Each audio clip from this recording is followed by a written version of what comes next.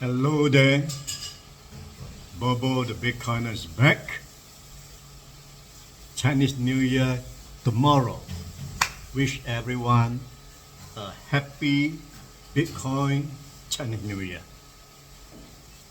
Okay, why is the price of Bitcoin not going up when the ETF is launched? Okay, few reasons. The Bitcoin price has been miraculously stable since the December last year. It has been hanging around 42,000, 43,000 for almost 1.5 months. Although today the Bitcoin price now is 46,650.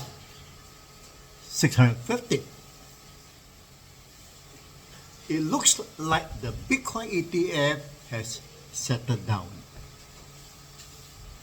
This up and down need to be explained.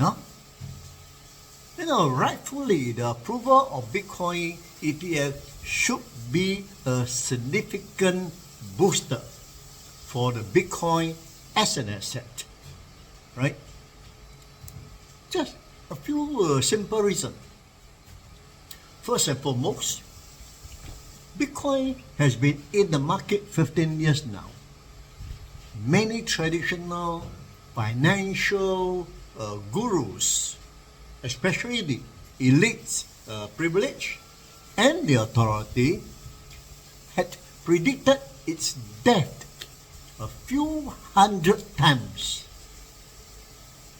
Yet, Bitcoin is still kicking and alive, in fact, more robust than ever, proving to the world it really works, better than any monetary system that ever existed. It is cheaper, faster, no middleman, honest and truthful, decentralized, cannot be censored, banned, or even hacked. Millions of retail investors believe in this proven Bitcoin network. Financial institutions see that also. Alright? They also want to make money for themselves and their client, but they are afraid to touch it due to regulation uncertainty. But since retail investors and some companies who adopted Bitcoin have positive gains over the year, their hand is also itchy, and they have been yawning to dig their toe for some time already. So, with the US government recognition of Bitcoin as a financial asset is an evidence of acceptance. It's officially said, okay, financial institution, you are now allowed to invest in Bitcoin asset. Before the 2024, only retail investors and some strong believer of Bitcoin network companies dare to invest in Bitcoin sparingly for fear of authority uncertainty. But now the government has opened the door. It's official. Institutions are now allowed to invest in Bitcoin without fear of government retaliations. Before this approval, it is also very troublesome for institutions to invest in Bitcoin. They require months of preparation, like setting up a dedicated department to specialize in Bitcoin. Who and where to buy, how to maintain the self-custody, who to take responsibility in case of loss, through lack of safeguard and security, or even loss of the private key. There are also legal consequences if there is no governmental acceptance. tons of paperwork. Now, with the approval, institution can simply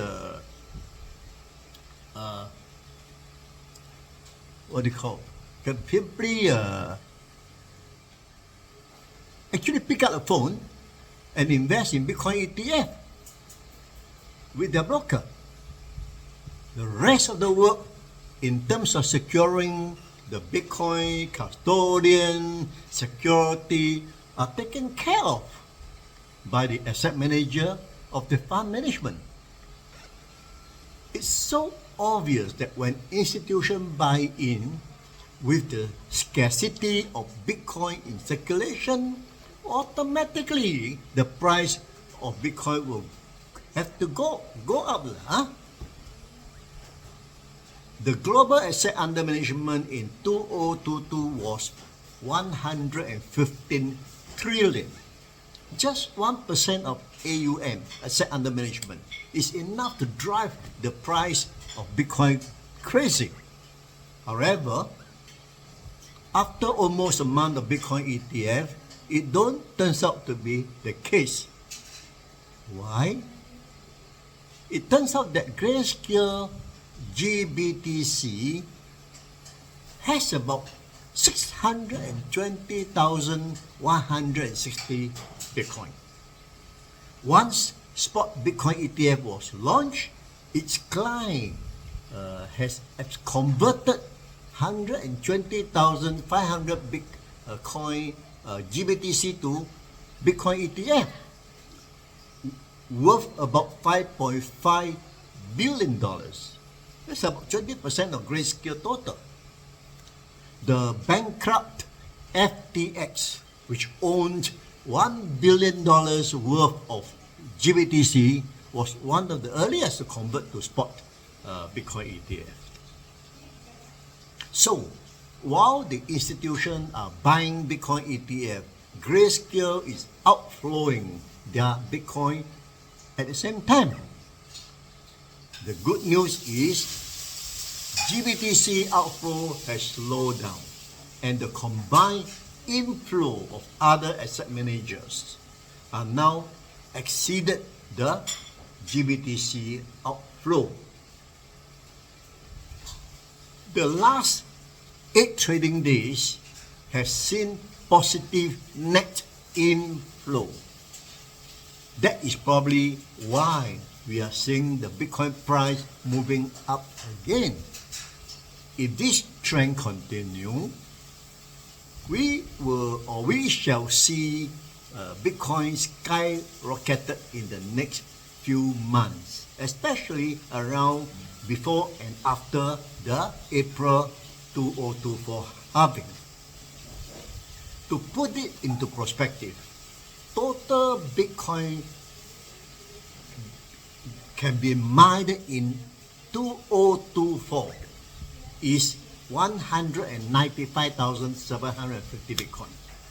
That is 500 Bitcoin per day from now, from 1st January up to the 23rd of April, and after the halving on the 24th of April, it will be only 450 Bitcoin a day.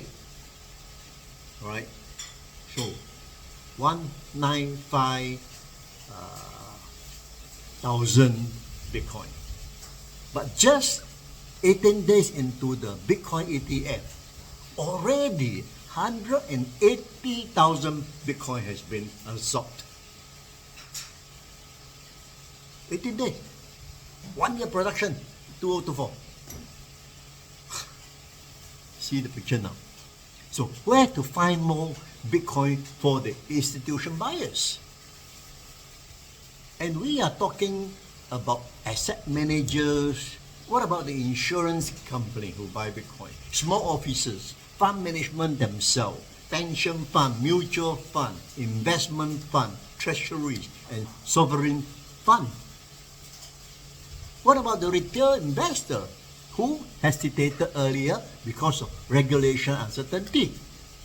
They now can invest in Bitcoin without worry of government high-handedness. So Bitcoin is now firmly part of the global economy. It is currently a $850 billion force. And if this bull market results in a conservative 5 times in price, Bitcoin will be a $4 trillion force. Every nation on the planet must have a Bitcoin strategy. El Salvador and Argentina are leading the way with very friendly policies. It seems the EU is trying to offer a draconian alternative in the form of the CBDC in a desperate attempt to control, whereas the US has its anti-Bitcoin forces. But the Federal Reserve is blocking the CBDC objective, while Wall Street is embracing Bitcoin. The other part of good news is 90% of those who hold Bitcoin up to now is profitable. 90%. So holding Bitcoin is a right strategy. Almost everyone make profit, and of course those who bought at the lower price make even more profit. By the time it breaks the all-time high of 69,000, 100% of holders will be profitable. Isn't it something to think about? Thank you for watching. See you next time. Bye-bye.